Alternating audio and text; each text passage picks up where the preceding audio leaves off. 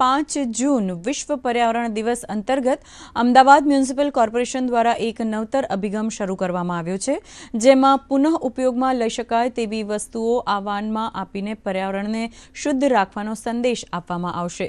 જોધપુર ખાતે કોર્પોરેટર પ્રવીણા પટેલ તથા solid waste વિભાગના કિશોર પરમારે જણાવ્યું હતું કે રીયુઝ, રિડ્યુસ અને રિસાયકલના હેતુ સાથે આ વાન શરૂ થઈ છે, ત્યારે જોધપુરની અશોકનગર સોસાયટી દ્વારા આ વાનમાં આ પ્રકારની વસ્તુઓ આપવામાં આવી હતી।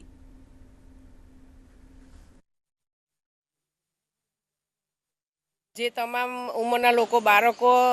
પુખ્ત વયના માટે વપરાયેલા કપડાં જે હોય, શર્ટ પેન્ટ હોય, પછી ચાદર, ઓશિકા,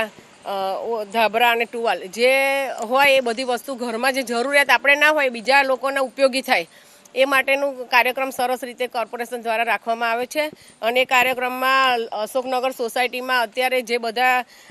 સિનિયર સિટીઝનો છે એ બધા સરસ રીતે કાર્યક્રમમાં ભાગ લીધો છે। જે વસ્તુઓ આપણા માટે ઉપયોગી નથી પણ કદાચ